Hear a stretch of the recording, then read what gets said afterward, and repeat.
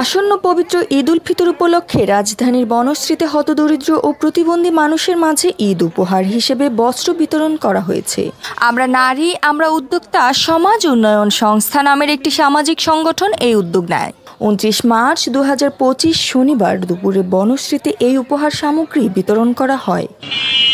আল্লাহ তুমি আল্লাহ আল্লাহ আমার মারও দিতে পারে, অনেকজন দুশো ভালো লাঠিয়ে দিতে পারে, এমন আল্লাহ এমন ক্ষমতা দিয়ে দিও। মা জানি আমরা দোয়া করে প্রতিবার জানি আমরা সাহায্য করি, দোয়া করি সবসময় আরো দিতে পারে।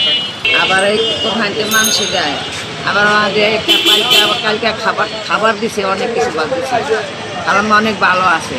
সংগঠনের চেয়ারপারসন ও প্রতিষ্ঠাতা রহিমা আক্তার সুইটি জানান, অসহায় দরিদ্র পরিবার পাশে আমরা আছি, থাকব।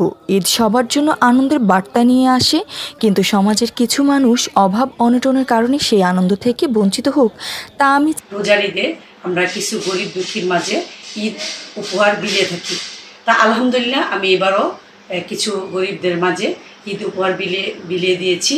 আমি আসলে অন্তত খুশি যে আমি সবসময় এই উদ্যোগটা নিয়ে আমি বিলিয়ে দিতে পারি, তো অসহায়দের মাঝে আমি দাঁড়াতে পারি।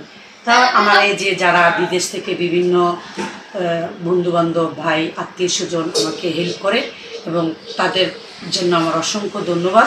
অন্যদের মধ্যে উপস্থিত ছিলেন আহসানুল্লাহ মানিক, নিরাপত্তা সম্পাদক, বনশ্রী আবাসিক সোসাইটি, মোহাম্মদ জাহিদ হোসেন, উপদেষ্টা আমরা নারী আমরা উদ্যোক্তা সমাজ উন্নয়ন সংস্থা, আব্দুর রহিম, সহসভাপতি আমরা নারী আমরা উদ্যোক্তা সমাজ উন্নয়ন সংস্থা, এডমিন সালাউদ্দিন তমা, এডমিন মোহাম্মদ আনোয়ার পারভেজ সরকার, খান নাজমুল আহমেদ প্রমুখ।